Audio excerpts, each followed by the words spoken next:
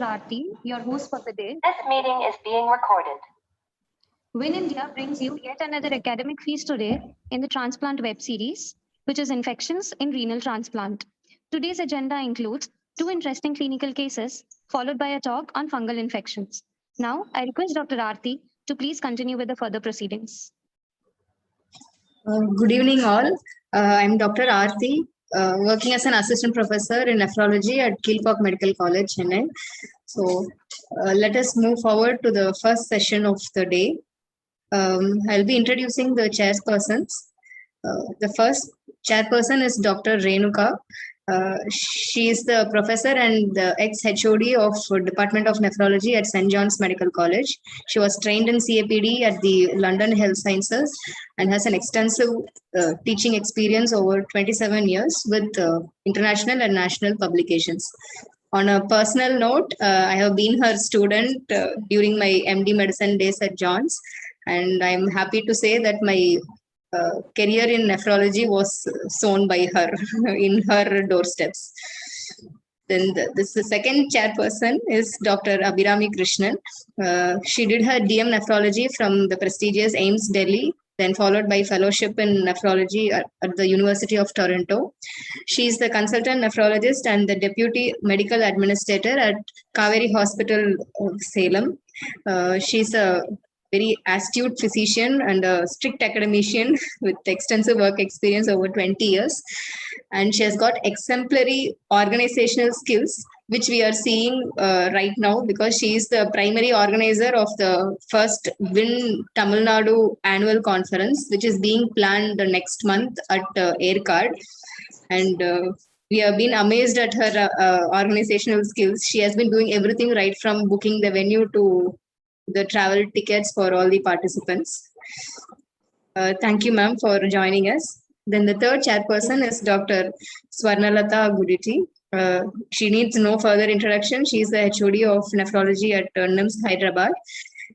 She is also the treasurer of the Win India Council with extensive teaching experience and over 80 to 100 publications. Now, I would like to invite Dr. Renuka to introduce the first speaker of today, Dr. Prasanna.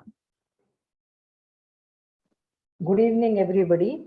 Thank you, Swarnalata, for inviting me for today's program. And I'm glad that transplant infection is a very important topic. And there are a lot of surprises we get in transplant infection. When we think it's a common infection, it turns out to be a surprise.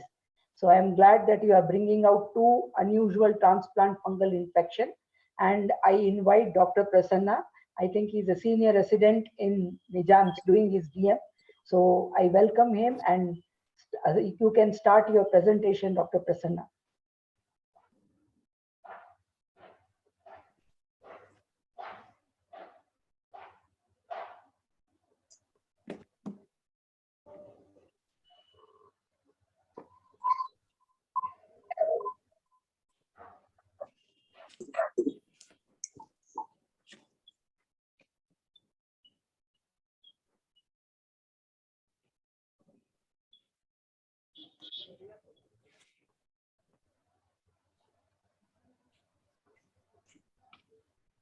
Dr. Prasanna. So good evening, respected faculty. I am Dr. Prasanna, who is working as a senior resident, Department of Nephrology in Nizam Institutes. I'd like to thank every chairperson and every member of the Women in Nephrology Forum for allowing me a chance to present in front of this international forum. So now I'll be presenting a unique case of fungal osteomyelitis of foot in an elderly post-renal transplant recipient. So with a brief introduction, usually we all know that immunosuppression is always a double-edged sword. It favors the patient by preventing from rejection. At the same time, the risk of infections exponentially increases after immunosuppression. So these immunosuppressed patients are very prone for invasive fungal infections, and this also stays to be one of the cause of morbidity in post-renal transplant patients. So most fungal infections occur in the first 6 months after transplantation. As we all know that the patient will be exposed to high dose of immunosuppression during this first 6 months. Even though there are multiple solid organ transplantations happening, kidney renal transplantation is associated with lesser risk of invasive fungal infections, with highest being in small bowel transplantations followed by lung transplantations. So usually systemic fungal infections, they usually present as a very vague symptom, and the detection of fungal infections is the main key, and proper therapy are important in improving survival and reducing mortality. So the risk of invasive fungal infections following renal transplantation is associated with the dosage of immunosuppressive agents given, the environmental factors, and the post-transplant duration. Usually, bone involvement classically has been considered exceedingly rare for both immunocompromised and immunocompetent hosts. However, there are limited data in transplant recipients. So with this brief introduction, we'll go ahead with the case history.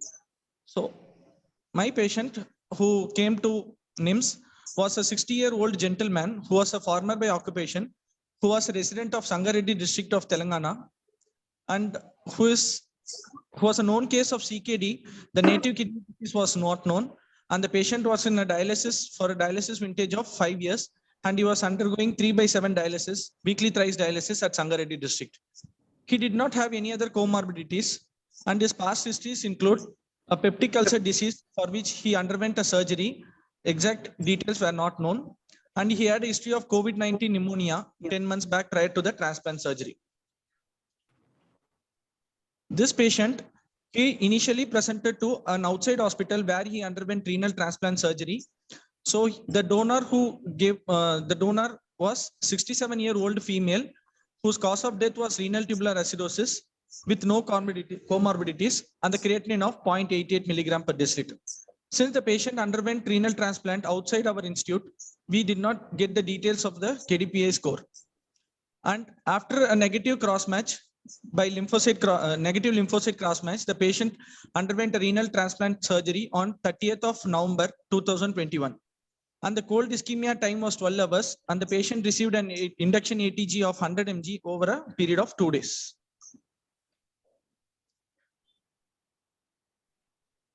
So the first setback, immediately post-surgery, the patient had decreased urine output, and there was no improvement in renal output even after transplantation on day 1. So the patient demanded 1 session of hemodialysis. So as a good thing, the second day, the patient had gradual improvement of renal function, and gradually the patient was off dialysis. And by day 5, his creatinine reduced to 1.9 milligram per deciliter. Later on, from day 6, the patient unexpectedly had a asymptomatic rise in creatinine from 1.9 to 3.5 milligram per deciliter on day 7 over a period of 2 days.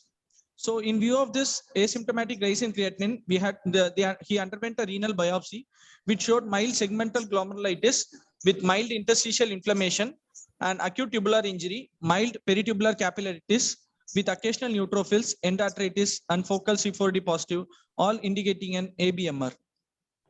So the patient was treated with 5 sessions of plasmapheresis and IVIG. The exact dose of IVIG is not known as the patient details were not available.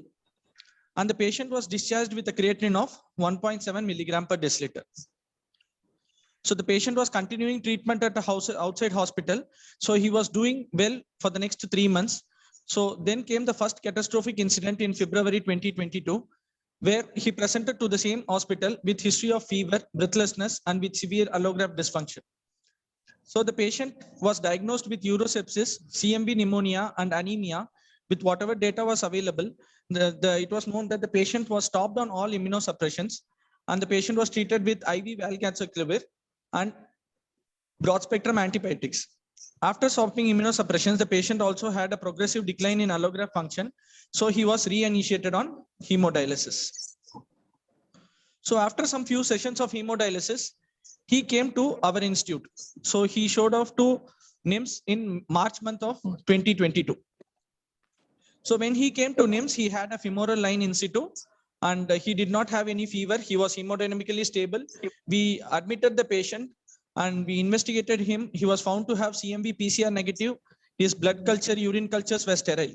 So the patient was not showing any active focus of infections. So to declare whether the patient has gone into graft loss or not, we had to undergo a renal biopsy. And Surprisingly, the renal biopsy showed 1 out of 8 glomeruli were sclerosed and other glomeruli were normal, with exfoliation and simplification of the lining epithelium. There was only mild interstitial inflammation with lymphocytes, however, no evidence of lymphocytic tubulitis. So the features were all suggestive of just an ATN. Since the patient did not have any other source of infection, we reintroduced the patient on tacrolimus and MMF.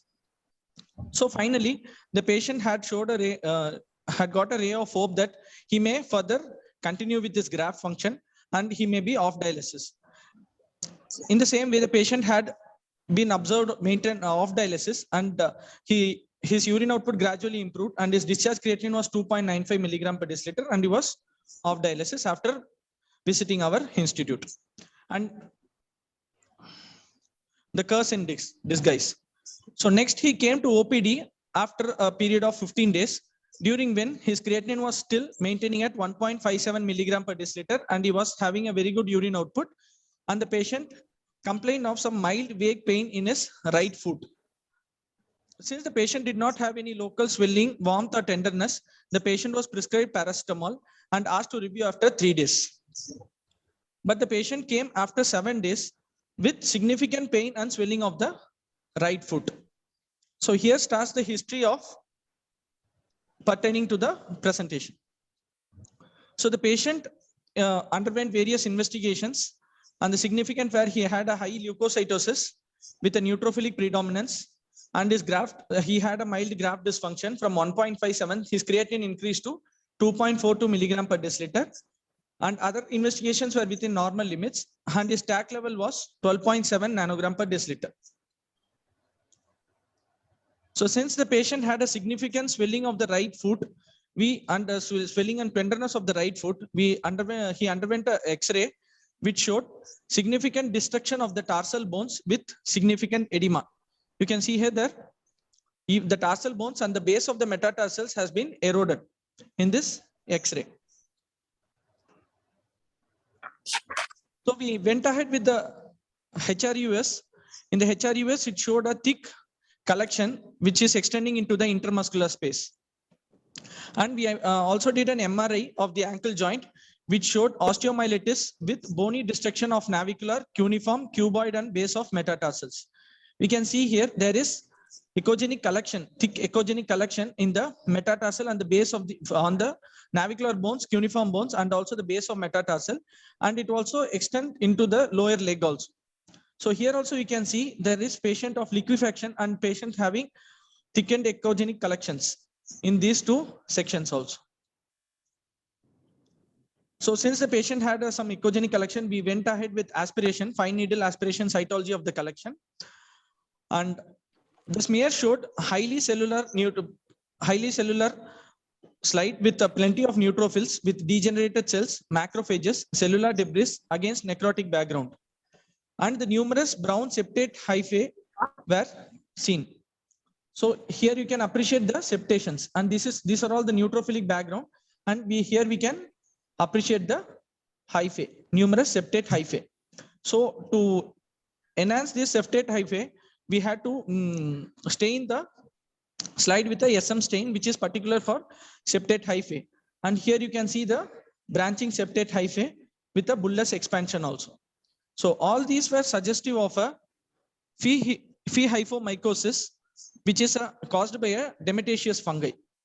So why they call this as a demetaceous fungi is these are melanin producing fungi. So these will produce a brown color staining because of the melanin, and they are called demetaceous fungi.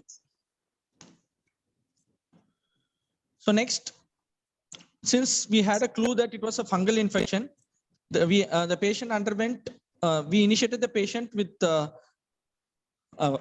antifungals with voriconazole initially, and the patient was given a slab rest with IV tramadol also based on the orthopedician's advice. But after 1 week of treatment also, the patient did not show any signs of improvement.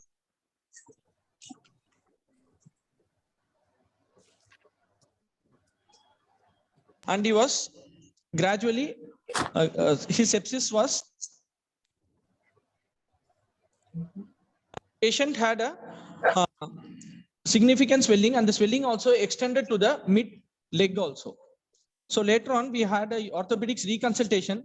Since the patient had persistent swelling and no improvement with IV antifungals, the patient had advised for below knee amputation of the leg. So here you can see there is a, so here you can see this was the incision where the patient was taken for OT, and this was the incision. After the incision, you can see the pus oozing out from the skin. So the patient was having a severe tenderness and warmth and with almost bullous eruptions over the skin. So with a single nick, there was pus oozing from the wound. So the patient, we went ahead with the amputation of the leg. And with the aspirated fungal, aspirated elements, the KOH preparation was done, which showed plenty of branching septate hyphae, and the calcifluor white mount also showed up plenty of branching septate hyphae. And this was the culture report after 2 weeks, which was showing a hyphae with sickle-shaped macroconidia, which are typical of fusarium. So by this, we had confirmed the diagnosis of fusarium, species of fungi.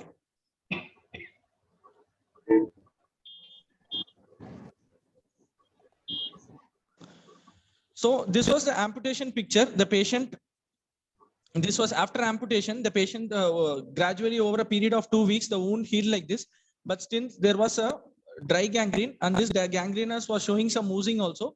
So again, a re-exploration was done, and this shows, especially after a debridement, there was a fresh granulation tissue.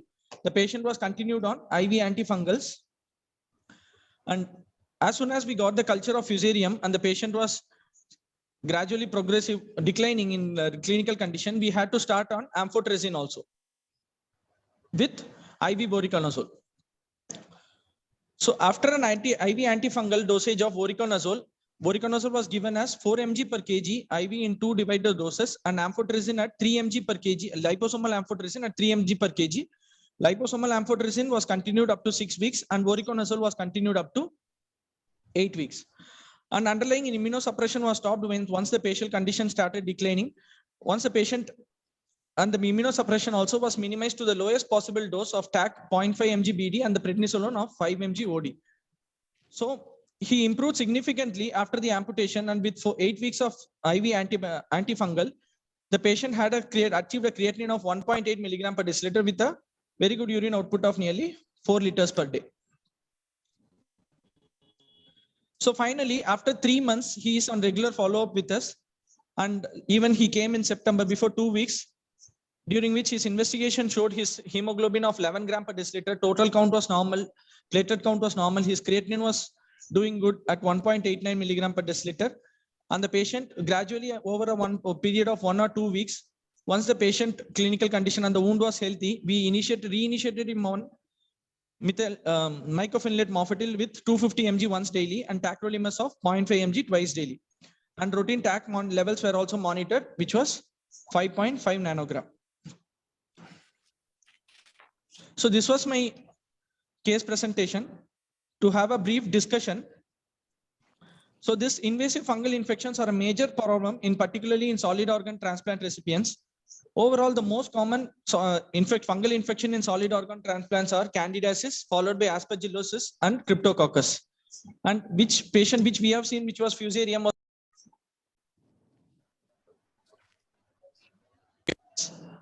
and the patient, the risk factors associated with this patient, which had made him susceptible for this debilitating invasive fungal infection, was his old age, and he was not associated with diabetes mellitus, and he had a previous history of CMV infection. He had a allograft dysfunction, and he had a treatment of rejection also with IVIG and plasmapheresis. So all these were the predisposing factors for him to get this invasive fungal infection. So what is this fusarium? Fusarium species are ubiquitous molds that thrive in soil and decomposing vegetations. Usually they affect solid organ transplant recipients, but still it is an uncommon event. And fusarium species cause a broad spectrum of infections, including superficial, such as keratitis and onychomycosis, locally invasive, or a disseminated infection, which is exclusively seen in severely immunocompromised patients like HIV and post-transplant patients. So disseminated infection is seen in 70% of fusarium species. And so this disseminated infection is mostly restricted to patients with severe immunosuppression. Even though the presentation is disseminated disease, it is comparatively rare.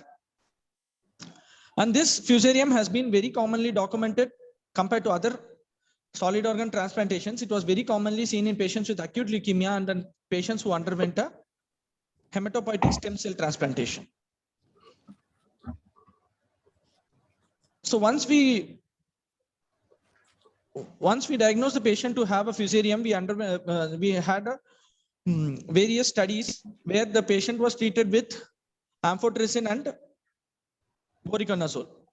So this, based on this clinical microbiological review article in 2007, based on this, amphotericin is the most susceptible. Its most susceptibility is better to fusarium species compared to any Candida or Aspergillus. So amphotericin B remains the first choice of antifungal in fusarium species. And azoles, though they are fungicidal, preferably voriconazole can be used, but their efficiency is less compared to amphotericin B. And voriconazole has been documented very well to have treated in treatment of fusarium patients. And other antifungals that can be used are posaconazole, itraconazole, and isavuconazole, but the data available are significantly less. So echinocandins, they don't have any role against fusarium species. So the key in this was the early diagnosis of fusarium species, because we commonly suspect a Candida infection where the patient will be very susceptible to echinocandins, but this fusarium species does not have any activity to echinocandins.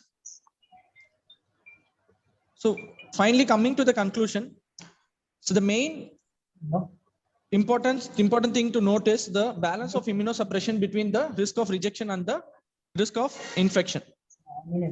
So immunosuppression requires an age adoption protocol that goes beyond the current clinical practice of as how much as necessary and as little as possible. So based on the age, we have to definitely have a separate protocol for transplant patients. And all post-transplant recipients with even vague symptoms should be investigated thoroughly and aggressively treated. So invasive fungal infection should always be in the differential diagnosis of all post-transplant infections. Thank you. Thank you once again for giving me this opportunity to present. Thank you, Dr. Prasanna, for that enlightening case discussion. So it was quite alarming to note that a person actually lost a limb within a week span.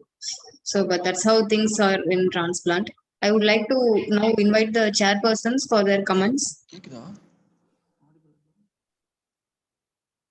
Yeah, good evening.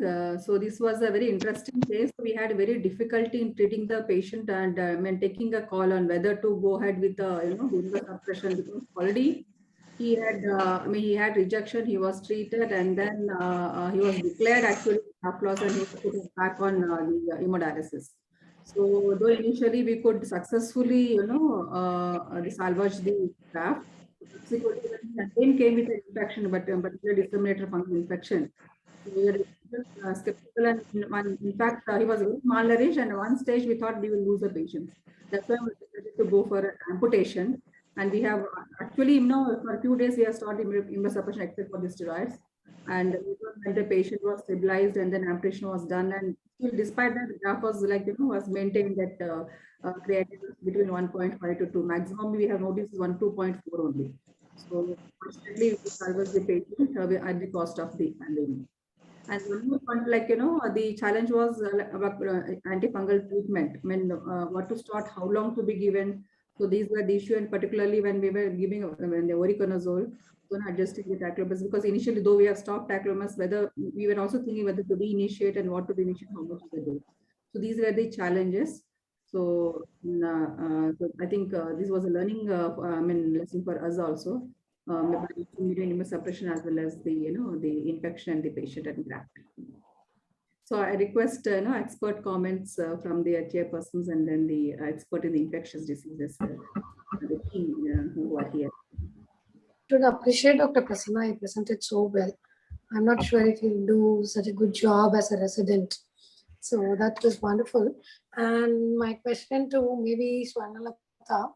So did you use IV voriconazole? Did you say IV voriconazole? Initially IV voriconazole, subsequently we changed to oral because initially when we were given the report of septate fungal hyphae, we were thinking Aspergillus and we have started the IV voriconazole. We have changed to oral because I mean, looking at the leg, it was so like when swollen, and then it was so we have given initially oral. And initially IV followed by oral. Subsequently, next week when there was no response, then we have added amphotericin. So did you have any issues with the any liver function abnormality? Liver function was absolutely normal. Throughout the course, liver function was normal. Was a patient on dialysis when you started IV voriconazole?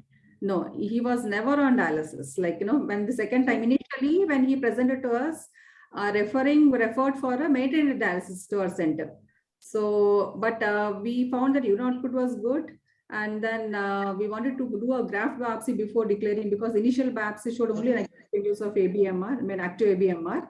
So then we had did biopsy and subsequently we saw that it's absolutely normal except for the mild ATN, and then there was no inflammatory changes, no tubulitis, no change in features of ABMR.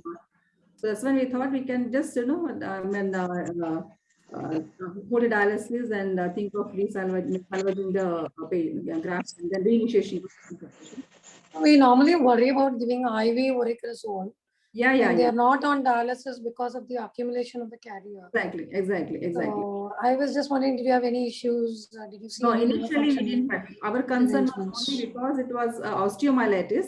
So only for the what we call the better the concentration, better pharmacokinetics and pharmacodynamics, we gave the IV. Okay. I'd like to add a comment here. That's one letter.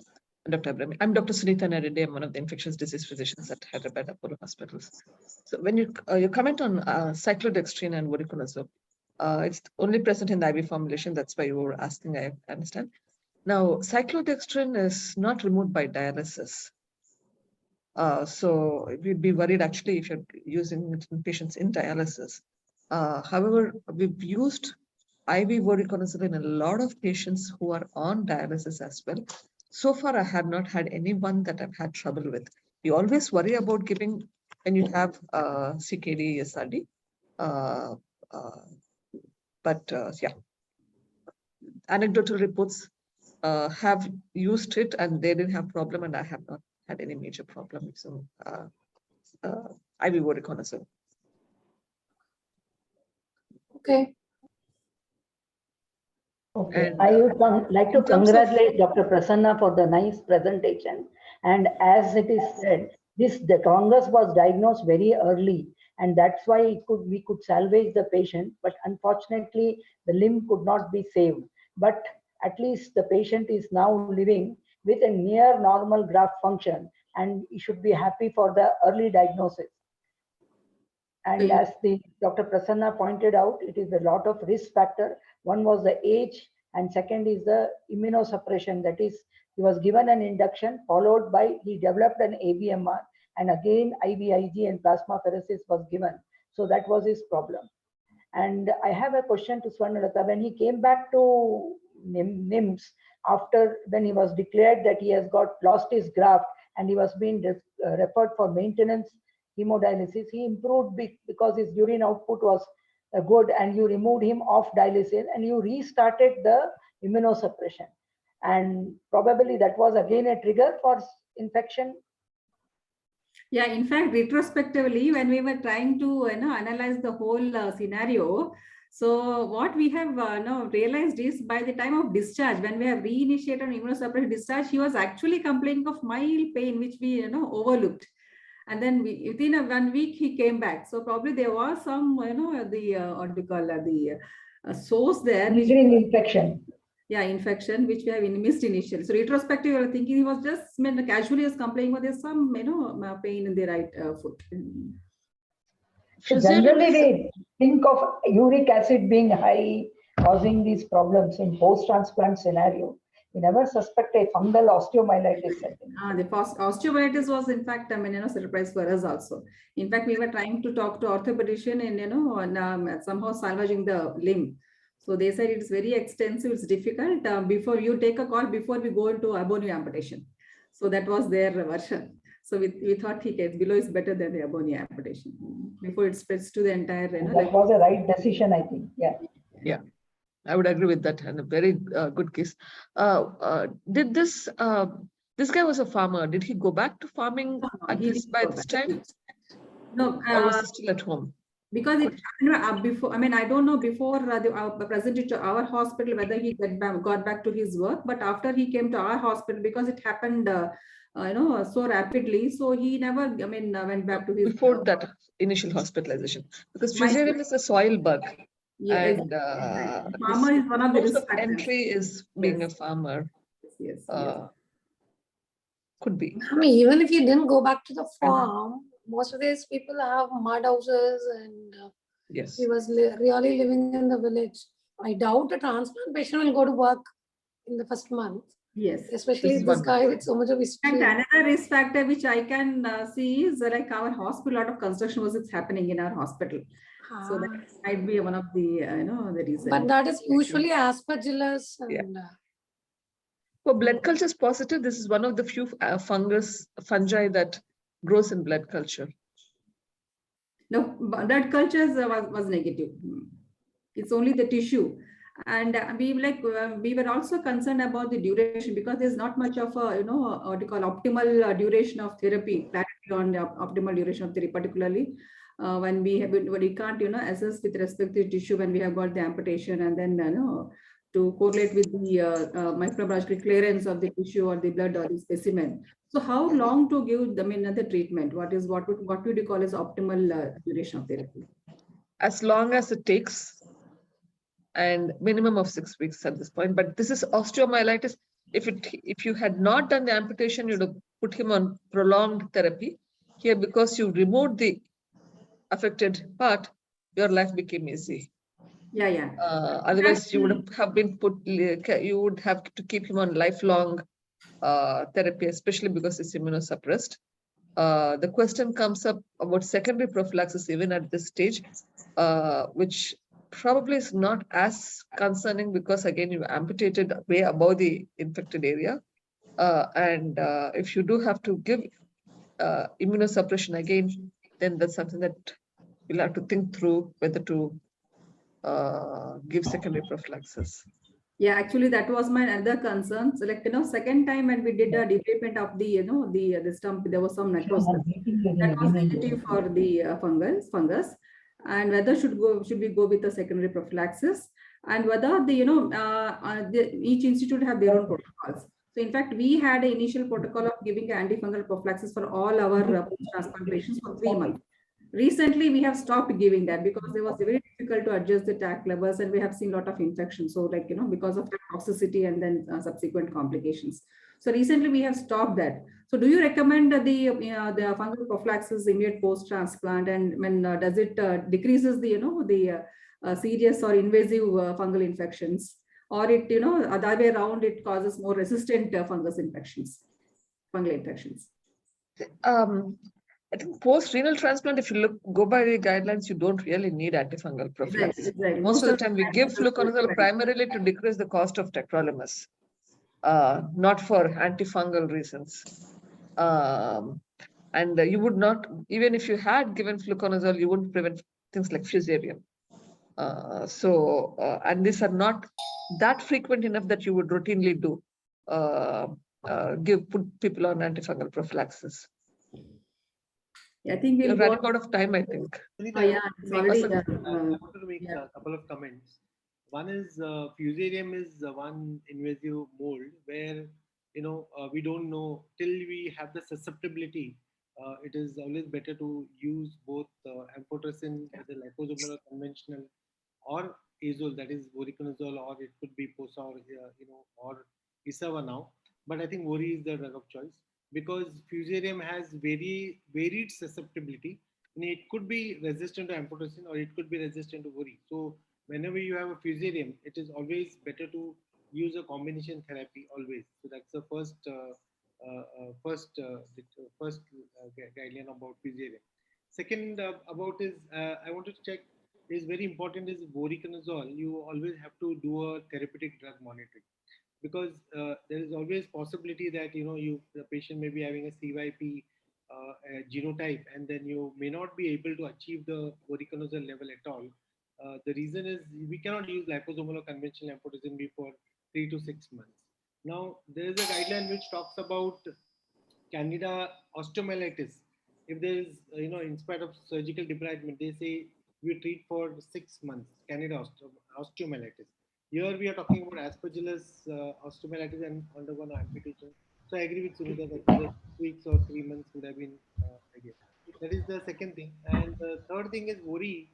Unlike posaconazole or your isaconazole, which has to be, or itraconazole, which has to be taken after food with a fatty meal, voriconazole has to be taken on an empty stomach. So there is a difference between the azoles. Vori always has to be taken on empty stomach at least 30 minutes before the meal. Whereas the posa, itra, isava always to be taken after meals with a fatty meal. And I think therapeutic drug monitoring is the most important when using voriconazole for a long-term use. I think these were the. So how often do you need to monitor the drug levels, and is it available? Yeah, the first therapeutic drug monitoring should be done ideally seven days after the voriconazole has been taken, and normally it is to be the blood level is 30 minutes before the morning dose or evening, whatever the morning dose of the voriconazole level. So in Mumbai, we are for, I don't know about other cities, but I think it's available in many of these metropolis labs which are nationally available.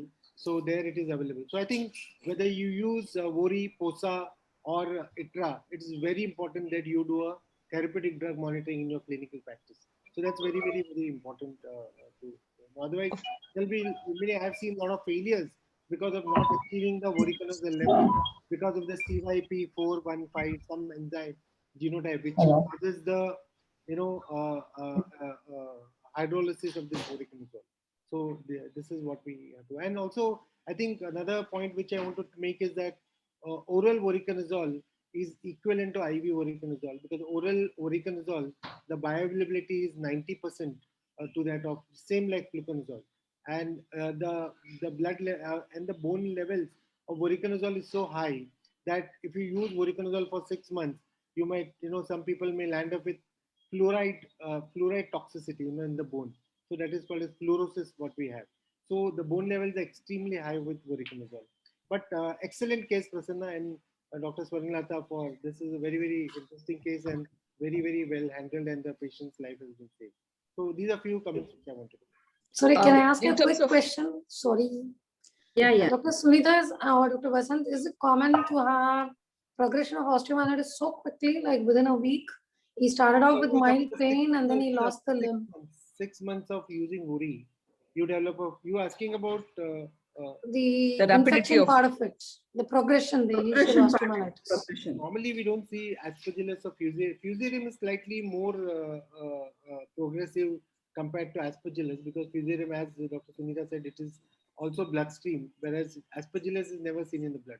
So Fusarium is slightly more malignant and more fulminant compared to your Aspergillus. So that is possible. Dr. Abhirami, your question about where you can get this tested. For you in Tamil Nadu, Newburgh, I think is the closest place that you can send it to. They are located at Bangalore. Newburgh does voriconazole levels, and CMC Vellore does voriconazole levels, all of the azole levels. But yeah, Anand Newburgh or Newburgh is closest for you. Thank you. So that was an extensive discussion. So before we close the session on the current case, there is a quick question in the chat box from Dr. Kajari Giri.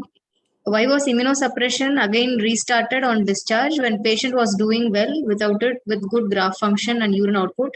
And any guidelines when to restart immunosuppression after fungal infection? So any of the chairpersons? No, I think that is, a $1 million question, when to restart. It all depends upon the clinical situation and what possibility of salvaging the graft versus, increased risk of, spreading the infection and as well as losing the patient.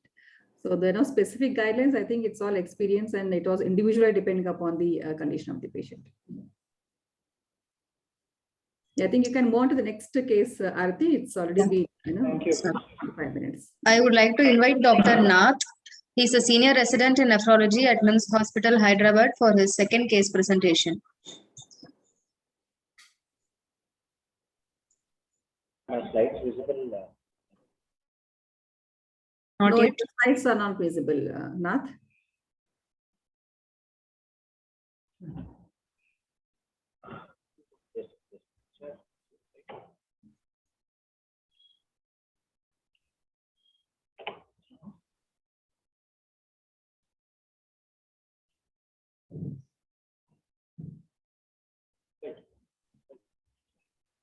Are they visible now? Sure, yeah, now it's visible, Nath. Please carry on.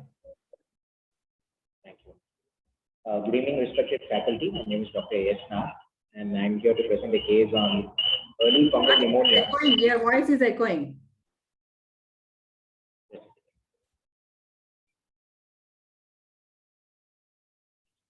Do we have one more device logged in via Zoom?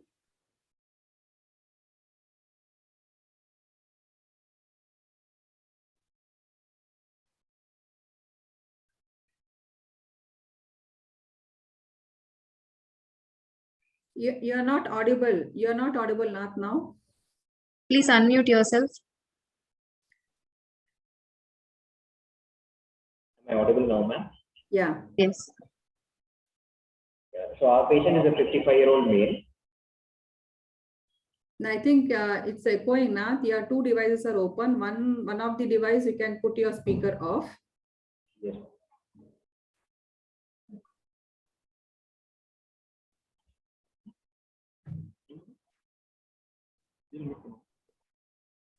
Am I audible? Yeah. So our patient is a 55-year-old male. 55-year-old male, politician by occupation, who was suffering from diabetes since 2011, renal dysfunction and hypertension since 2019. He was presumed to have a diabetic kidney disease. There was no native kidney disease that was done, biopsy which was done. He was on medical management between 2019 and 2022. And due to worsening creatinine, he was initiated on HT in 2022. Nath, it is echoing. Amma, you can just move a little away and then speak. When you're coming closer, it's echoing.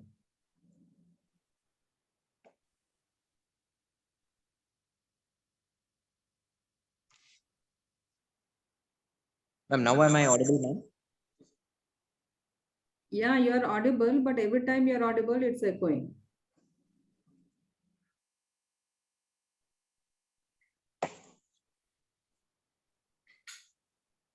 Just a second, ma'am. Sorry for the... Yes, use the same setting, no? Prasanna has used, no? Use the same setting. Yes, ma'am.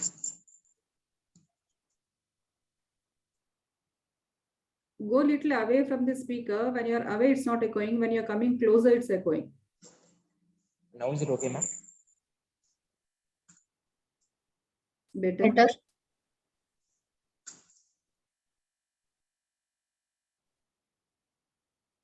Yes, ma'am. So all the entire course of his native kidney disease was at an outside hospital, and he came to NIMS. I am very sorry. I will just set the time, please.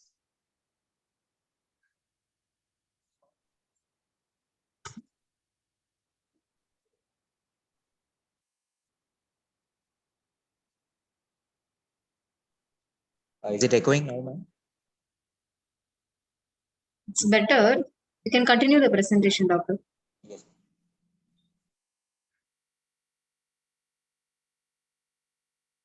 So the entire course of his illness was at an outside hospital, and he came to NIMS directly for kidney transplantation with spouse as a potential donor. So briefly speaking about his dialysis history, he was on dialysis since January 2022, and he never had a permanent access because he had primary failures of both sides, RC, radiocephalic and brachiocephalic fistulas. He had his non-tunneled IJVs changed thrice and 2 episodes of CRBSI as well. And he had a native output of less than 400 ml, no usual intradialytic complications. And he had not received any blood transfusions. His viral markers were negative, and he was appropriately vaccinated against hepatitis B and COVID. So on the inset, I've just shared the screenshot of one of the review articles that had come in 2021 March in the well-reputed journal Nature, which reviewed the current progress of vaccines against human fungal diseases, where a lot of challenges are still there and a lot of trials are going on, but we are still a long way from having real vaccines. So there are candidate vaccines against Candida, Aspergillus, Mucor, and all other fungi. So this patient was further worked up with his wife as donor. It was an ABO compatible donation. The wife was AB positive and the patient himself was O positive. The HLA typing showed a 4/6 mismatch. The CDC crossmatch was negative. The DS donor specific antibodies by flow cytometry method was negative. And the donor's age, his wife, was 49 years. She was a well-controlled hypertensive on amlodipine 5 milligram. And the GFR of her left kidney was 42 ml per minute. And he was appropriately worked up with endoscopy, and being a diabetic 55 years, we underwent a coronary angiogram, which was normal. Pulmonary function test was normal. And then we proceeded to the transplant. He was transplanted on 2nd July 2022. And going into the transplant, he had a subclavian triple lumen HD cath in situ. His IJV were thrombosed bilaterally. And he received an induction with ATG 50 milligram and methylprednisolone 3 gram on 3 consecutive days. And he also received standard triple immunosuppression, the dose being 20 milligram of prednisolone, cumulative dose of 6.5 milligram tacrolimus, and 2 gram of MMF. His tag genotyping showed that he was a poor metabolizer. And in the initial 10 days, there were 3 dose adjustments for high CNI trough levels. Talking about the graft, he had a slow graft function. And though he did not have obvious features of a bacteremia, the procalcitonin was elevated, and therefore we had given him a broad spectrum meropenem as empirical cover. He received it throughout his stay in the kidney transplant unit, and rest of the investigations were within normal limits. So here we have to realize that the net state of immunosuppression of our patient was pretty high to begin with, being a diabetic, a past history of significant infections, having received induction from a biologically unrelated donor. And this is a screenshot of the serum creatinine trend from our hospital's app. So we can see that he had a very slow graft function, but he never required dialysis throughout his hospital stay. So by the time of discharge, we had achieved an added creatinine of around 1.48, as you can see on your screen. During his stay before discharge, he did have persistent cough in the first week, and a CT scan at that time had showed basal atelectasis and a mild right pleural effusion, very mild, not tappable. And he was managed with chest physiotherapy, incentive spirometry, and antitussive only, and he improved very well. He was discharged with POD 12 with a creatinine of 1.48. From POD 12 to POD 40, it was very uneven full, but for gastritis and on and off loose stools, for which the mycophenolate mofetil was changed to an entry-coated form. And we achieved during that period up to POD 40 an added creatinine of 1.34 as well. On the 10th of August, he reported to the hospital with very mild fever and cough. His COVID RT-PCR was positive, and he was advised home quarantine. And the government kit, which consisted of azithromycin and multivitamins, were given as treatment. He improved, and we had not modified immunosuppression at that point in time. It was a very mild disease. But however, around 1 week later, that is on 16th August, on POD 48, we had to admit him for worsening cough, increase in creatinine 2.33. Even the repeat RT-PCR at that time, 1 week later, was positive. And fearing a superadded bacterial infection, he did receive a course of amoxicillin clavulinate. And the HRCT at this point in time showed subpleural GGOs and a Corad CT severity score of 5 on 25, mild. But however, we did appreciate centrilobular nodules, predominantly in the right lower lobe. And due to infection control concerns, a BAL could not be done at that time because he was RT-PCR positive. And we also did a serum galactomannan at this point, which was negative. So here I would like to show the picture of the CT scan, where we are able to see the GGOs in the subpleural location in the lower lobe bilaterally, but also we can appreciate the centrilobular nodules, where you can see the pointer dispersed throughout the bilateral lung fields, predominantly in the right lower lobe. So this was a cause of concern. And being a diabetic patient who had received a biologically unrelated transplant with ATG as induction, we were always wary about a fungal infection possibility. There's another picture showing the same thing. So the COVID per se was not very severe, very mild GGOs, only towards the lower zones. And the investigations during that admission showed a mild anemia, a mild leukocytosis. The creatinine was 2.33. We had an albumin of 3.4. These are the abnormal values I've highlighted. And the trough level was a little high at 11.2, and appropriate dose adjustment was done. The CMV PCR also we had done, which was negative. So during that admission, the continuation of his COVID illness, we had given an antibiotic cover for superadded illness, nebulizations and symptomatic management was given. His immunosuppression was modified. Mainly, we had halved the dose of antimetabolite mycophenolate sodium. He was taking 2 tablets twice daily. We made it 1 tablet twice daily. And tacrolimus was reduced by 0.5 milligram. He had no oxygen requirement throughout the hospital stay. And his sugars were also well controlled with his regular medication, which was a glycoside of 60 milligram. There was no insulin requirement. We were very keen to do a BAL for this patient because we wanted to rule out a fungal infection because of the presence of central lobular nodules, which are a harbinger of infections which may exacerbate in the later period. And he was readmitted after 10 days because he did have fever spikes and he did have persistent cough. After an initial period of afebrile illness, he again developed fever spikes. And this time the RT-PCR for SARS COVID virus was negative. So we did a repeat HRCT and a BAL was planned. So you can see how the CT worsened considerably over the next 10 days. And you can see that in the lower zones, in the posterior segment of both the lower lobes, we can see the consolidation that has developed surrounded by GGOs. This can be seen both in COVID as well as fungal infections. The typical halo sign that we see of consolidation surrounded by GGOs, which are appreciated where the pointer is there. Another picture to appreciate the same.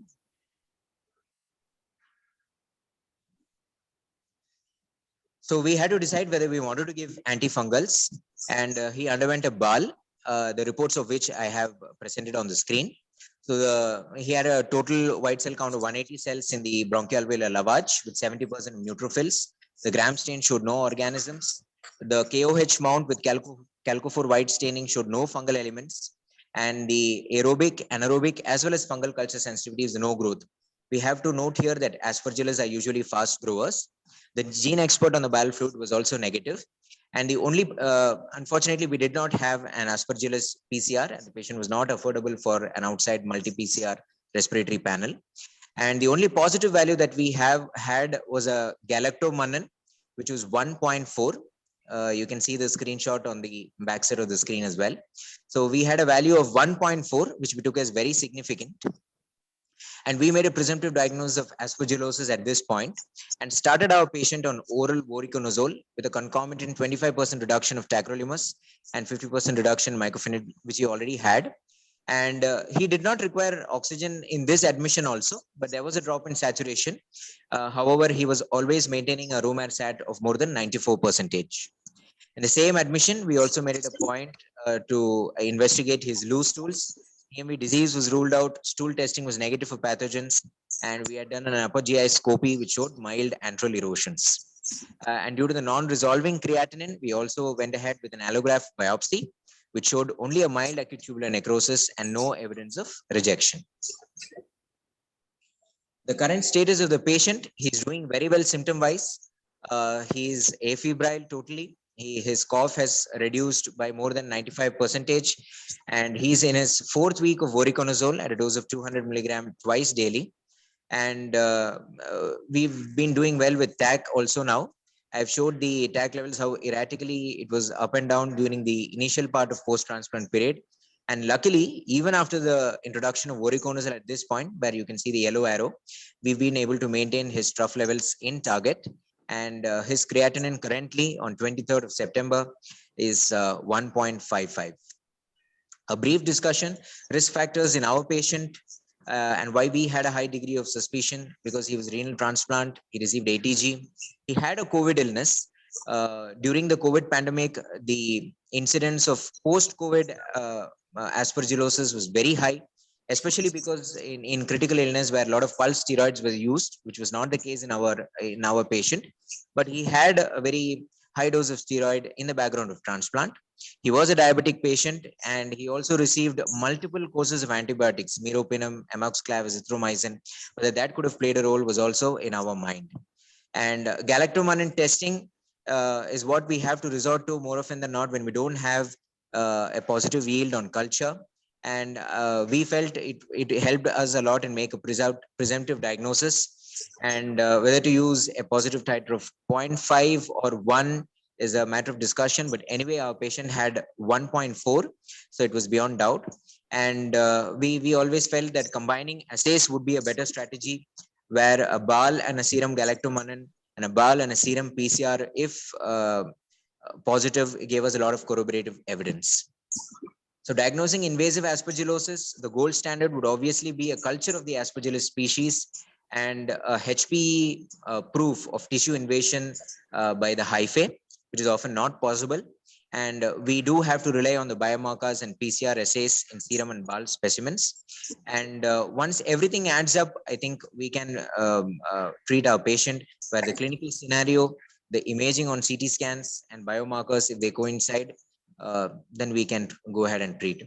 So thank you for the opportunity. This was my case presentation. Thank you, Dr. Nath, for the crisp presentation. Now the forum is open to the chairpersons for further discussion about this patient. Did you say the donor was AB and the recipient was O? No, I think it was by mistake. It was a compatible AB compatible. It was to AB. Okay, sorry, I got stuck there. Yeah, no. It was AB compatible, ma'am. Sorry for that typing. Yeah. Actually, I was heading the COVID in my hospital, and we treated about 5,000 patients. Like CMV in COVID, we got a lot of secondary infections, not just the mucor. Mucor became famous, it was there everywhere. We had a couple of patients with Aspergillus, but only patients who had previous tuberculosis or previous lung disease. So maybe for this guy, the risk factor was the transplant. Yes, ma'am. Yeah, I think this was another challenging case because he had come with almost immediate post-transplant, the pulmonary infection. So initially we got it done because this was a time where the fourth wave of COVID was going on. So that's why we got these COVID testing and was positive.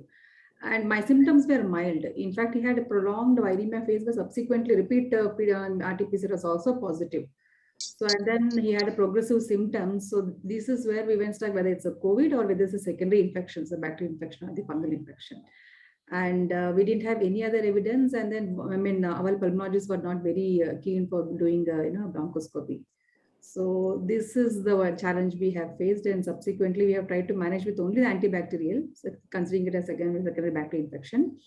And the other decision making was whether to go for antivirals, particular remdesivir, because repeat RT-PCR is also positive. And subsequently, when patients' RT-PCR was negative, we went ahead with the BAL. And in BAL, there was no fungal elements, cultures were negative, and whether to treat the ASM as a fungal infection with only galactomannan positive. So these were the challenges. So you didn't reduce immunosuppression when the COVID became positive? Now, initially, because symptoms were very mild, we didn't reduce, and it was almost within a few weeks of the transplantation.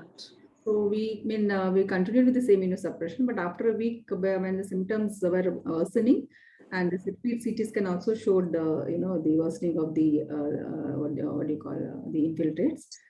We then started reducing the MMF. Subsequently, we reduced even the attack as well. So ICMR is sponsoring a few mycology labs around the country. I think 5 or 6.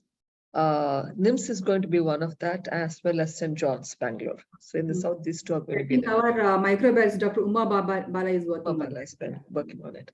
So that will be an added advantage for the southern states to use the facilities to do, as they develop, to do all the Aspergillus PCR, as you were mentioning, or beta-D-glucan, all of those things will be rolled in, as well as drug sensitivities for a lot of the filamentous fungi can potentially be done once these labs come in and they establish. Here, the diagnosis at best is like a possible aspergillosis, because we only have galactomannan. It's not the classic finding on the CT, and you don't have the bug as well. And even if you did see aspergillus in the BAL or in the sputum, that still will not tell you if it's invasive aspergillosis, because aspergillus can be a colonizer. So that's something that we have to keep in mind, unless it's consistent with the clinical picture. So yeah, I had something else to say, lost it. I think I had a point to So- make. And I think your beta-D-glucan, I think it's not available easily everywhere. Beta-D-glucan, BDG. NIMS is not doing beta-D-glucan at this time. Sunita was saying. So I think that is an added, biomarker with galactomannan, because I have a very similar case to what Nath has presented.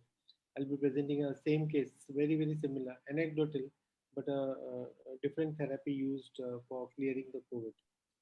I'll be presenting that. Yeah, the other point I wanted to mention was voriconazole typically affects your TAC levels. TAC levels go very high. I'm surprised it did not go high. So I'm actually wondering, did he absorb the voriconazole level and did he get therapeutic drug levels? Because since most of these patients anyway get TAC levels done, you can use the TAC level as a surrogate marker to see if your VORI levels are adequate or not. If your VORI levels go high, TAC levels automatically go high. Yeah, by the time we have started, I think we have reduced our TAC levels almost to, I can say, 75%. Okay, So then it's consistent. Then it's consistent. Adjustments were done more than once, ma'am. Okay.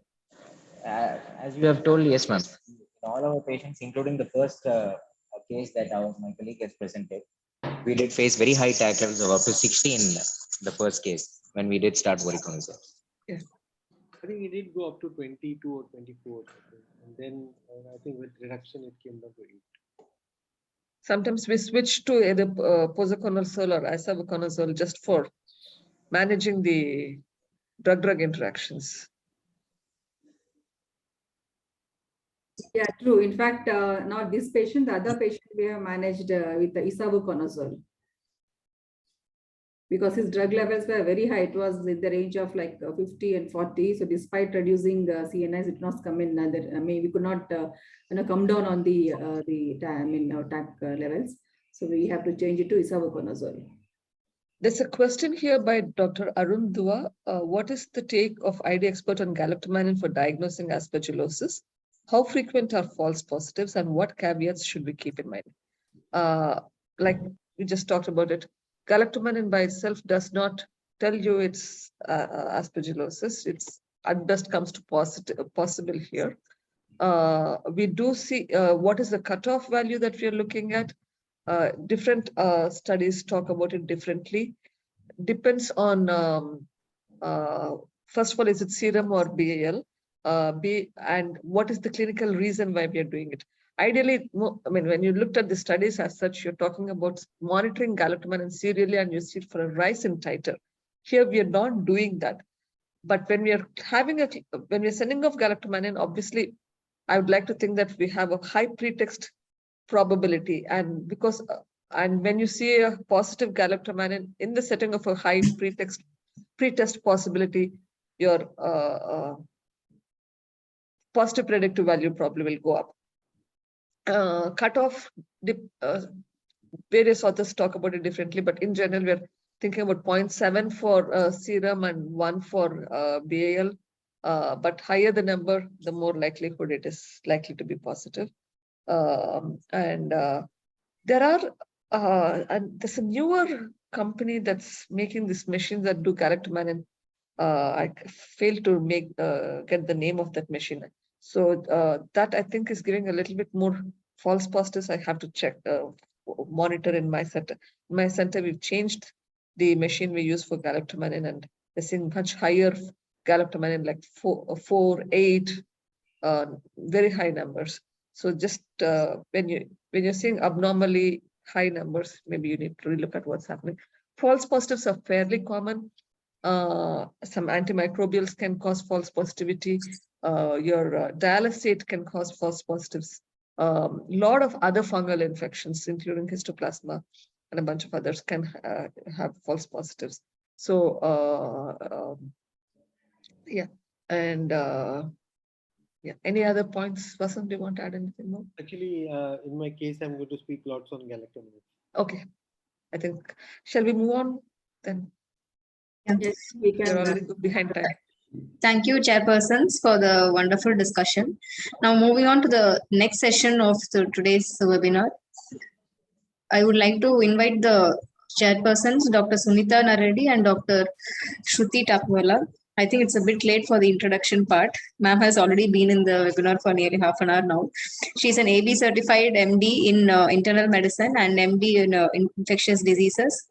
She is currently working as a senior consultant infectious diseases at Apollo Hospital, Hyderabad.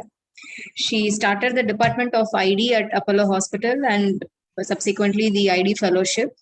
She is also part of the expert panel involving H1N1 pandemics, COVID pandemics, and she is also part of the WHO guideline developing group for drug-resistant TB.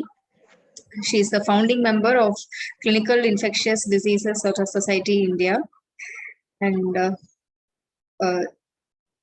this is such an illustrious CV. Yes, we will be looking forward to her take on the fungal infection part.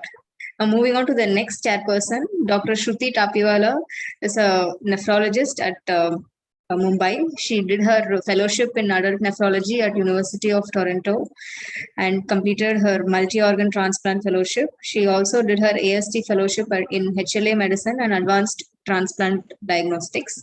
She is currently working as a senior consultant nephrologist and transplant physician at Global Hospital, Mumbai. Her areas of expertise include ABO incompatible transplants, high immunological risk transplants, and transplant immunology. She is also the Joint Secretary of the Win India Council and the Secretary of the ISN West Zone Chapter. Now, I would like to invite Dr. Sunita Naredi to introduce the speaker of the next session, Dr. Vasanth Nagwakar.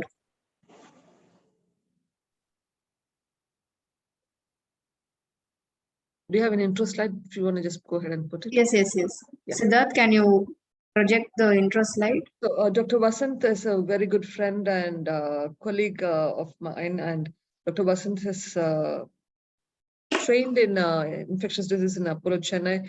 He is currently working in Lilavati, Mumbai. Works a lot in immunocompromised hosts, and excellent teacher, and helps the state government in a lot of their issues, including COVID. So over to Vasanth. Thanks, Sunita, and thanks for the Win Transplant Committee for giving me this opportunity. Am I audible or? Can we increase the volume of the microphone, sir, if possible? I think more close to the screen and you're okay. Yeah. Right. So fungi, I think just an introductory 4 or 5 slides. Fungi are ubiquitous microorganisms with a profound influence on agriculture and human and animal life. The worldwide, on an annual scale, at least 11.5 million deaths are attributed to cases of life-threatening invasive fungal disease. This is in general. I'm not talking about only in solid organ transplants. This exceeds death from malaria and tuberculosis. Invasive fungal deaths, diseases now cause 10% of all nosocomial infections with high mortality rates, almost 40 to 100%, despite the modern therapies. So if you see which fungal infection, which patient will get it, it depends upon what is the host behind getting the invasive fungal infections. If you see it's a medical or surgical ICU, it will be invariably candidiasis. If it's HIV, it's going to be cryptococcuses. If it's or PCP, if it's going to be solid organ transplant, then I think the initial part is going to be candida, followed by Aspergillus, and after 6 months it could be crypto or any fusarium like the case presented. So there are a lot of controversies in the management of invasive mold infections. First is the diagnostic workup. What is the best diagnostic approach for invasive mold infections presenting with pulmonary nodules, BAL, or is it CT carried FNEC, or is the VATS, just like the case not presented? And it's always a possible or probable. For a best diagnostics, always a gold standard is always histopathological diagnosis. Second is, what is the role of PCR in the diagnosis of invasive mold infections? What is the role of combining PCR with galactomannan as a diagnostic approach for invasive mold infections, especially aspergillosis? What is the role of CT angiography in the diagnosis of invasive mold infections? So I think all these are controversial issues, or they have yes and no answer. And when it comes to management, what is the role of in vitro susceptibility testing for mold isolates in guiding the management of invasive mold infections? I think I have one slide on this which talks about in vitro susceptibility for molds. Candida, I think all of us know, but what about molds? What is the role of adding an echinocandin in the preemptive treatment of triazole and amphotericin B associated invasive mold infections? What is the optimal timing of de-escalation after the onset of preemptive treatment of invasive mold infections, like the first case which was presented? What is the optimal antifungal management in patients with invasive mold infections and baseline or antifungal drug-induced liver or renal dysfunction? What is the role of adjunct immunotherapy in the management of IMIs? What is the role of surgical debulking or isolated pulmonary lesions? I think the foot lesion was easy to ampute, but when it comes to pulmonary lesions, debulking is a major concern here. What is the optimal timing of resuming chemotherapy? A critical element, like in the first case, what would be the timing of resuming the immunosuppression for that patient? Like the question was asked, is all these are controversial or difficult questions to answer, and it is all clinical. It is case by case based. If you see the timeline of invasive fungal infections in the renal transplant, it is 103 days for candidiasis, 184 days for roughly for aspergillosis, around close to a year for zygomycosis. But this can vary from case to case. But this is overall a rough estimate what is there. Around Cryptococcus, not seen before 1 year. It is always seen normally whatever crypto I've seen, which is also very common invasive fungal disease seen in renal transplant, usually seen after a period of 1 year. I think if you see this slide, less than 1 month, you always see Candida, and Candida. Rarely you'll have aspergillosis. 1 to 6 months you'll have, because patients are usually on bacterium prophylaxis, so PCP is less likely. You'll always see aspergillus or cryptococcosis. When it comes to more than 6 months, it would be usually aspergillosis, it could be cryptococcosis, or it could be PCP, because by then majority of the patients are of bacterium prophylaxis. So why solid organ transplants are prone for invasive fungal infections? So after transplant, the extent of immune response is influenced by the amount of interleukin-2 being produced by the T helper cells. And we are using many of the patients do use anti-interleukin-2 drugs, and that is known to be prone for invasive fungal diseases. Currently, overall mortality due to invasive fungal infections in solid organ transplants range between 25 to 80%, and a majority of them is Candida in the first month. So most fungal infections occur in the first 6 months, but later on we do see cryptococcosis, aspergillus, fusarium, and mucormycosis, what we see. So we see that in US also, we have more than 15,000 renal transplants are performed with a 5-year survival rate of 80%. And the rate of infection in renal transplant patients during the initial 3 years after transplant is 46%, and is associated with duration and the net dose of immunosuppressive agents given. I'm working with a lot of liver transplants and to a certain extent with kidney transplant. But what I'm seeing is maximum whatever invasive diseases, because the immunosuppression is quite intense with renal transplant compared to the liver transplant, because we use a lot of basiliximab, or we use antithymocyte globulin or high dose of steroid, which is not much used in liver transplant. Liver transplant, we see more of Candida and rarely Aspergillus. So liver transplant patients are already severely immunocompromised by the time they are transplanted. So risk factors for transplant recipient, different risk factors between early and late diseases. is development of renal failure, will be risk factors for invasive aspergillosis post transplant requiring hemodialysis, and late invasive aspergillosis would be chronic impaired graft function or requiring graft dysfunction, requiring again an anti-thymocyte globulin or receiving high dose solriamfetol. All this would be contributing to the risk for invasive aspergillosis. I'll come to the first case, a 54 years male ABM incompatibility, 11 months down the line, he had received rituximab, anti-thymocyte globulin, presently on MMF tacrolimus, he develops a COVID on 10th of July 22, receives 3 days of remdesivir. He's afebrile, his HRCT chest done that time was normal. Again, he developed fever after 10 days of getting better. Again, he's tested COVID positive. That is nothing new that, patients keep turning positive, but he was symptomatic and he started developing breathlessness with the CT scan score going up to 10 by 25, which initially the CT was normal. He receives, the physician gives him a methylpred as because he thinks that this patient most likely has gone in the inflammatory stage, that is stage 2B of COVID with a fever persistent. His nucleocapsid antibodies were negative. That means he has not mounted a immune response to the COVID. He's admitted at Lilavati subsequently with mild hypoxia. He receives, for a change, this is an anecdotal case where we do not have the specific Omicron antibody with us. So this, what we were using, I think all of us have been using, is 600 and 600 milligram of casirivimab, indivimab. Here, there was a trial which was going on about using higher dose, that is almost 4.8 grams of casirivimab plus indivimab. And we did use, because the only way here I thought using 600 and 600 wouldn't help him to get negative, because the present problem, what was going on, was ongoing COVID. And I think the only way to get him better was to get rid of this COVID. And I think I took a chance and went and gave a very high dose of cocktail antibody with remdesivir. He was afebrile after 48 hours, and his COVID test was negative after 7 days. Again, we did test his antibodies were negative. Again, he started with fever on 22nd September. That means almost after a period of 1.5 months, he was COVID negative this time. His nucleocapsid antibodies were positive. That means he had mounted a response. His CT scan during the discharge time, or we did in between, were much better. His this time the new onset fever was because of influenza A, and he was treated with oseltamivir.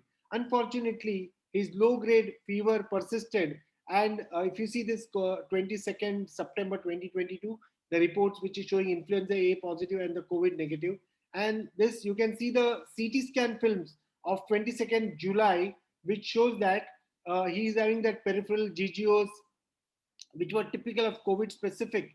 And you'll see the 22nd of September, the CT scan which was done, which shows complete clearing of the COVID pneumonia which was there, and they were coming up with a new lesion in the left base. I mean, we cannot say this is the old COVID, because you can see completely new lesion with clearing of all the more lesions and persistence. So what we did is we sent some biomarkers for this patient, and you can see this lesion. Now, what is this lesion? Is it aspergillosis? Is it mucormycosis? Is it cryptococcosis? Is it fusarium? So it's very difficult to identify what it could be. So what we could do here at this stage is rely upon, one is to do a BAL bronchoscopy and do a BAL, but the patient refused for a BAL. He was a doctor himself, so he refused for a BAL.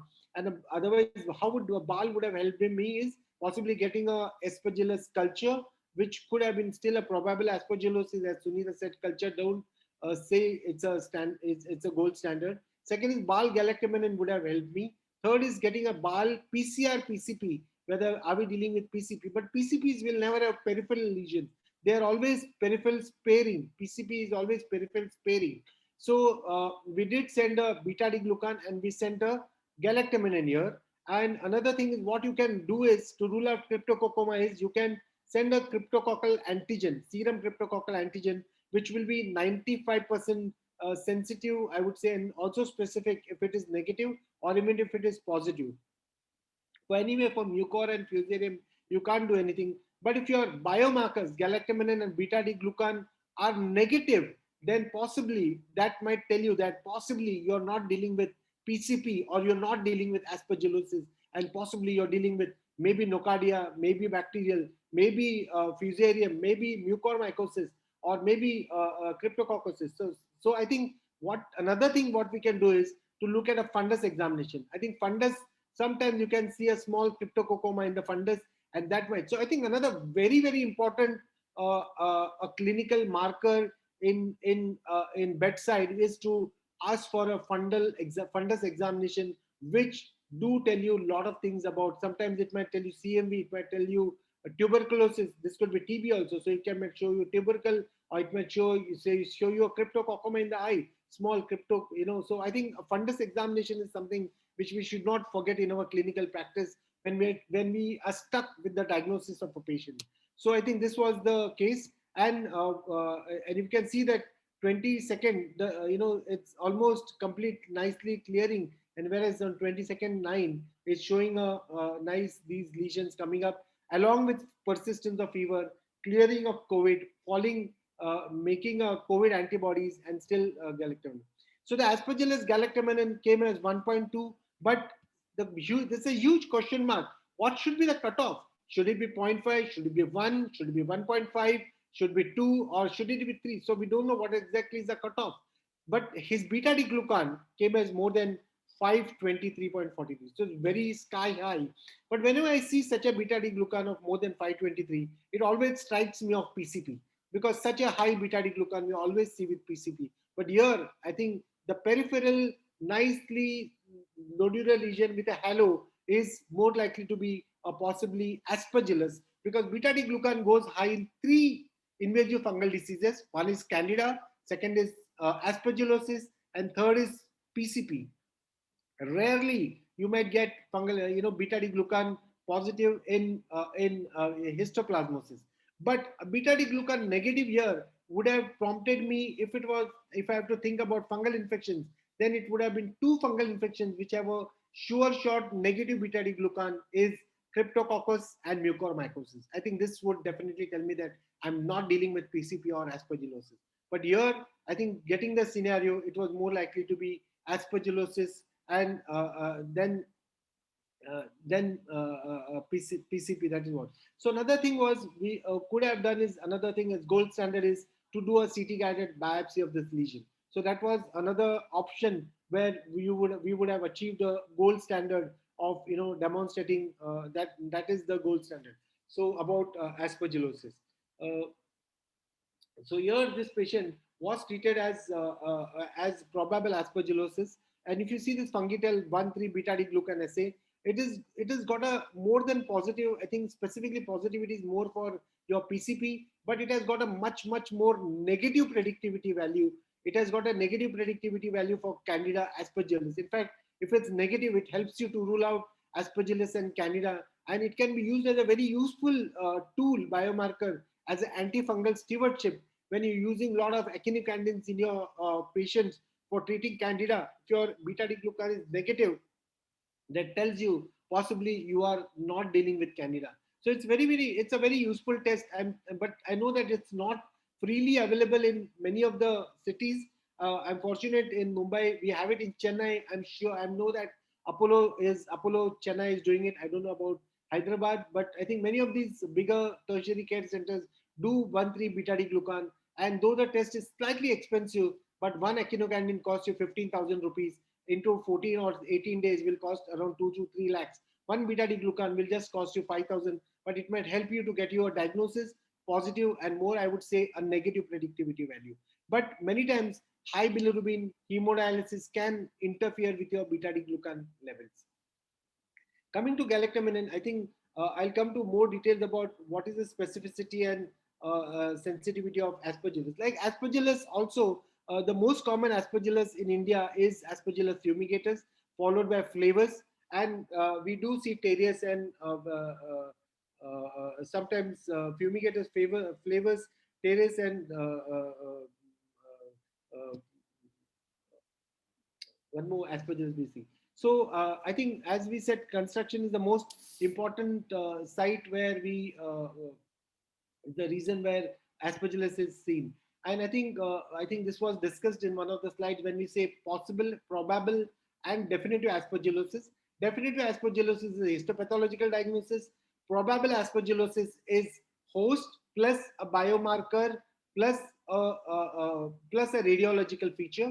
When we say possible, it is host plus either a biomarker or radiological. So when you have a host and a radiology and a biomarker, we say it's probable, and definitive is a histopathological diagnosis.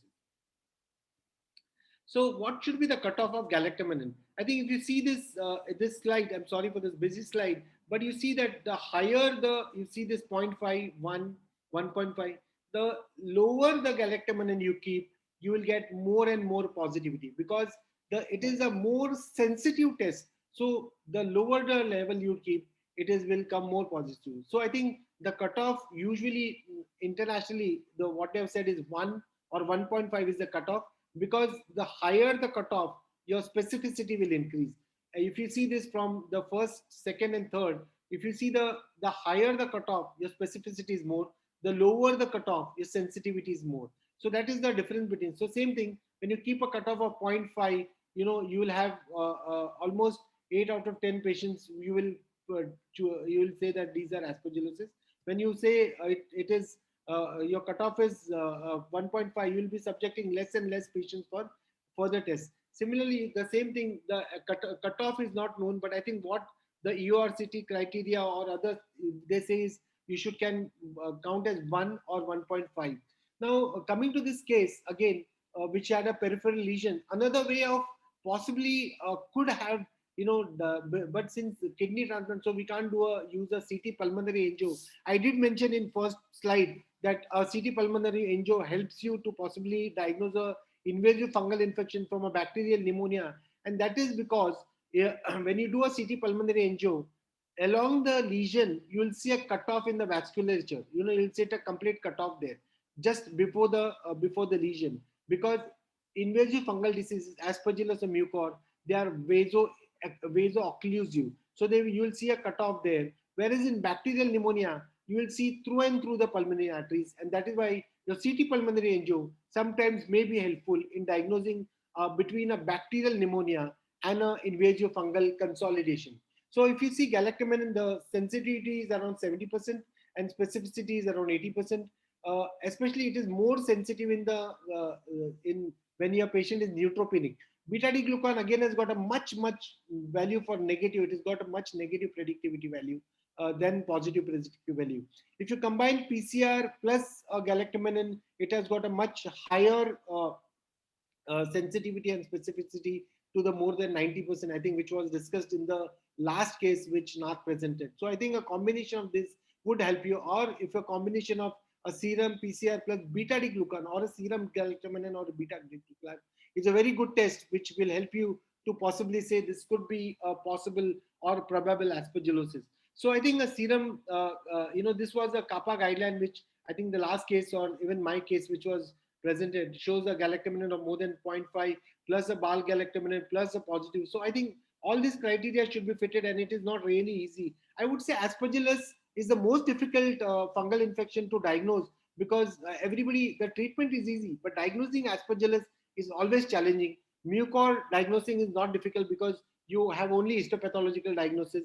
Candida is not difficult, or even Fusarium. The most difficult is when you say probable aspergillosis, where 30 to 40% of the times you can be wrong.